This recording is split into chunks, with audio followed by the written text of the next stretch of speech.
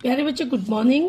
आज की worksheet number 26 class 10th के बच्चों के लिए है और जिसकी डेट है 2 सितंबर 2020।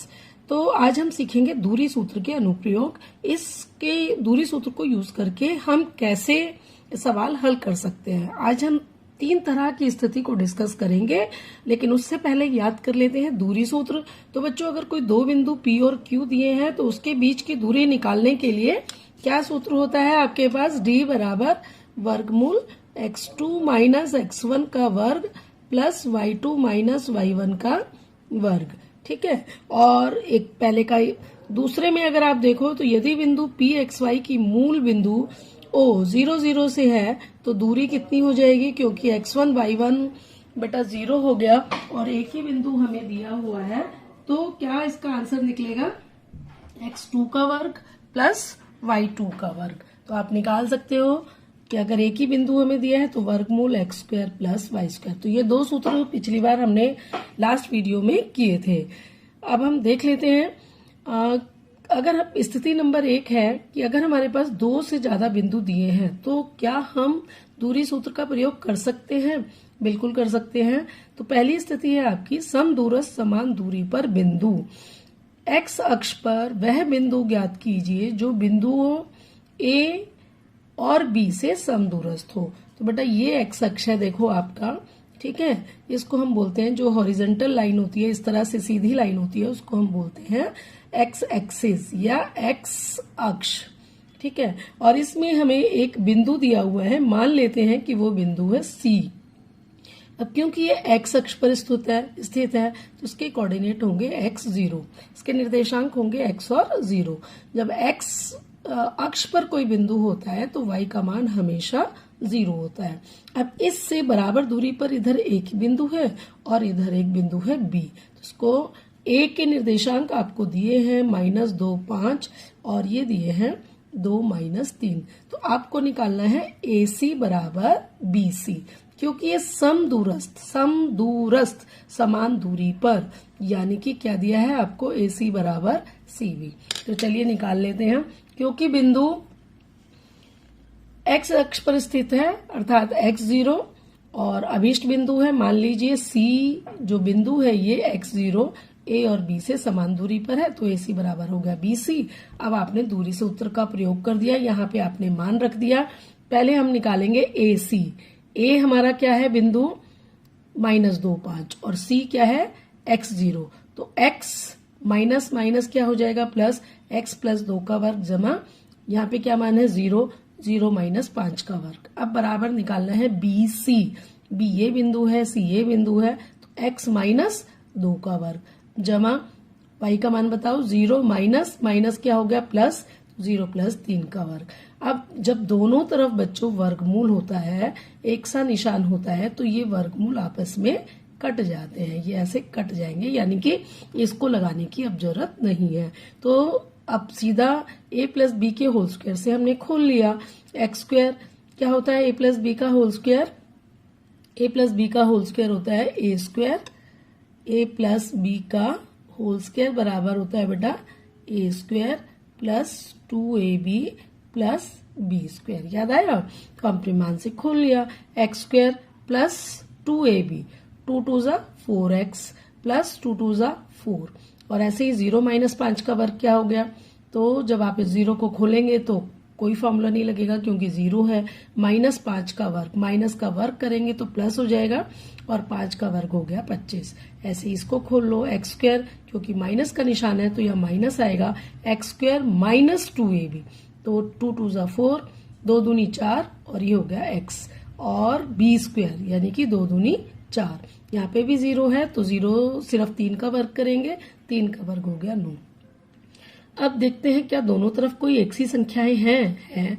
x स्क्वायर इधर भी है इधर भी है, तो काट दो बच्चों। प्लस के 4 इधर भी है, प्लस के 4 इधर भी है, तो ये भी काट दो।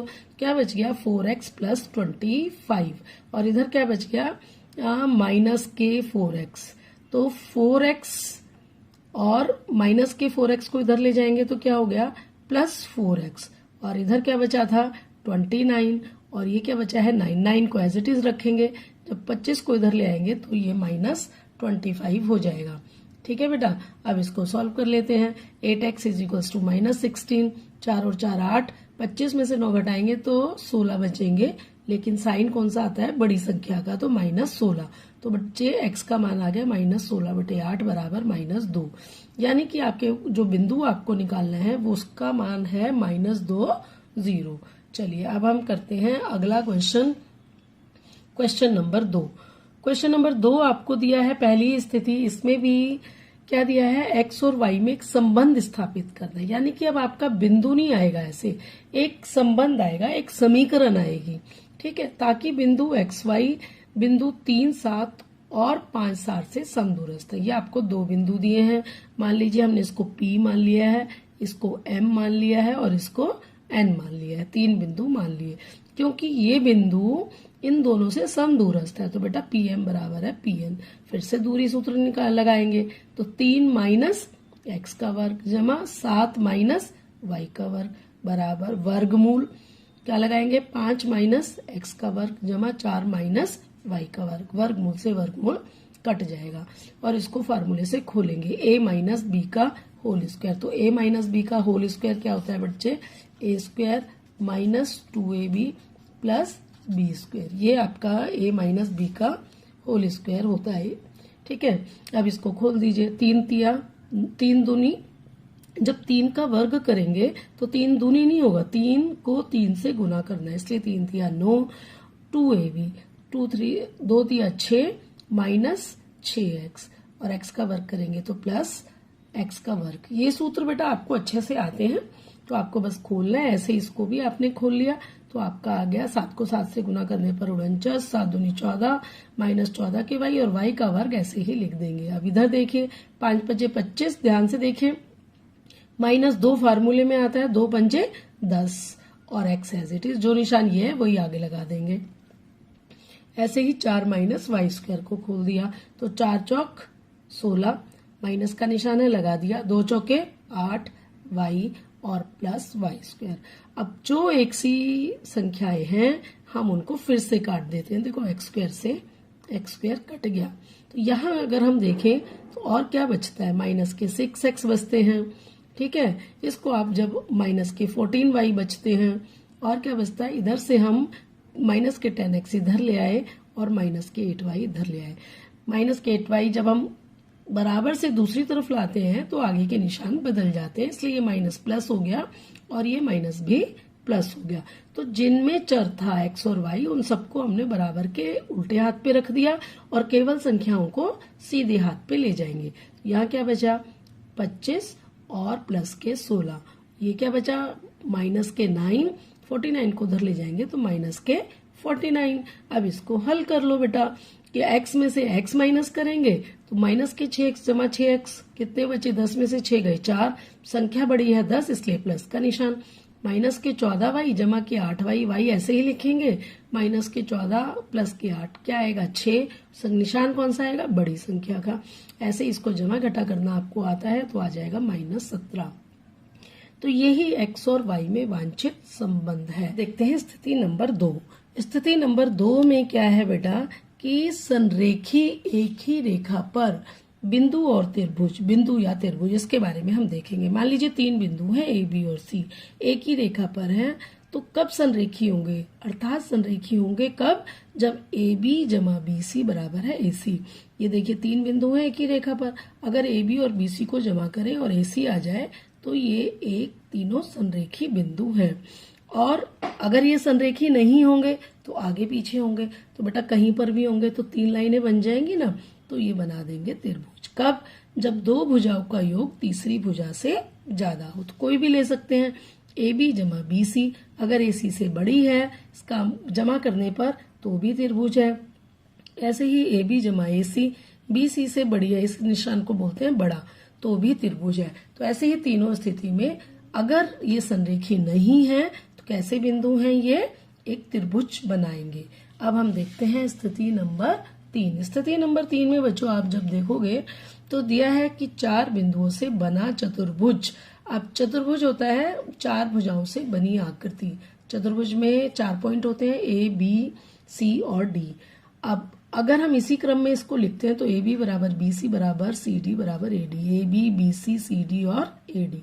अगर ये चारों भुजाएं बराबर हैं और इनके विकर्ण भी बराबर हैं तो बेटा अगर आप देखो तो चतुर्भुज ऐसा होता है ना, इसकी 4 भुजाएं होती हैं और इसके 2 विकर्ण होते हैं, इसको बोलते हैं कर्ण। ठीक है, और ये होती हैं भुजाएं।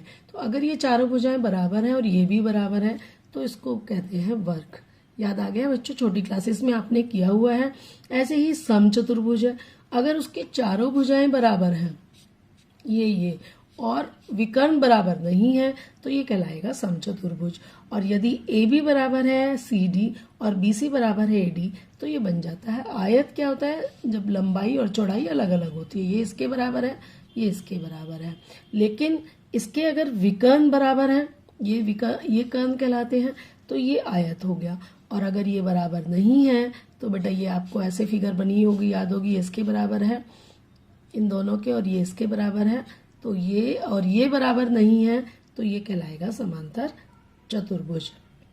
4 तरह के चतुर्भुज आपने पढ़े, वर्ग, समचतुर्भुज, आयत और समांतर चतुर्भुज। चलिए देखते हैं बेटा उदाहरण 3। बिंदु P 2 5 T 3 0 Q के बनने से त्रिभुज का प्रकार बताएं। तो त्रिभुज का प्रकार कब बनेगा, अगर 2 भुजाओं का योग तीसरी भुजा से ज्यादा है तो कोई भी एक त्रिभुज बनेगा। तो हमने PT निकाल लिया, PT दूरी सूत्र अब आपको निकालना आता है, तो जिसका मान हमने निकाला आ गया वर्गमूल 26, यानी कि वर्गमूल जब आप निकालोगे तो 5.09। इसी तरह से हमने TQ निकाल लिया, इसका मान आया 9.05 और जब हम निकालते हैं QP तो इसका मान आया 8.96। अब ये देखो तीनों ही भुजाएं बराबर नहीं है, सबका मान अलग अलग है। अगर आप वर्गमूल नहीं भी निकालते ना बच्चे तो वर्गमूल 26, वर्गमूल 82, वर्गमूल 80 तीनों ही अलग अलग हैं, तीनों भुजाएं बराबर नहीं है, तो ये कैसा त्रिभुज हुआ, विषमबाहु त्रिभुज। चलिए अब आप क्या कर सकते हैं, आपके लिए एक एक्सरसाइज दिया, क्वेश्चन नंबर 1 है, बताना है कि क्या ये 3 बिंदु संरेखी हैं। तो हमें 3 बिंदु दिए हैं बेटा, एक बिंदु दिया है -4 3 और Q दिया है हमें 0 3, ठीक है, और R हमें एक और बिंदु दिया है कितना 2 3। संरेखी देखने के लिए पहले हम PQ निकालेंगे, दूरी सूत्र निकालेंगे, यानी कि 0 -4 माइनस माइनस प्लस हो गया तो 4 का वर्ग प्लस 3 माइनस 3 0, ठीक है, तो ये क्या हो गया 4 चौक 16 जमा 0, तो आंसर आ गया 16। ऐसे ही हम निकालेंगे QR जब हम निकालेंगे तो 2 माइनस 0 का वर्ग प्लस 3 माइनस 3 का वर्ग, तो क्या आ गया, ये 0 हो गया, 2 का वर्ग जमा 0 का वर्ग, वर्गमूल, यानी कि ये आ गया 4। जब हम इसका वर्गमूल निकालेंगे 16 का तो ये 4 आ गया, और जब 4 का वर्गमूल निकालेंगे तो ये 2 आ गया। अब ऐसे ही निकालना है आपको आरपी निकालने के लिए -4 -2 का वर्ग जमा 3 माइनस 3 का वर्ग, तो ये हो गया -4 -2 जुड़ गए तो -6 का वर्ग जमा 0 का वर्ग, तो क्या आ गया बेटा 36 जमा 0, 36 का वर्गमूल हो गया 6। तो अब क्या इसमें आप देख रहे हो, क्या तीनों भुजाएं बराबर हैं, नहीं, तीनों भुजाएं बराबर नहीं हैं, तो क्या बिंदु संरेखी हैं, क्या देखना होता है अब हमें AB जमा BC 4 जमा 2, यानी कि PQ जमा QR बराबर है RP के, है, तो कैसे हैं ये बिंदु, संरेखी।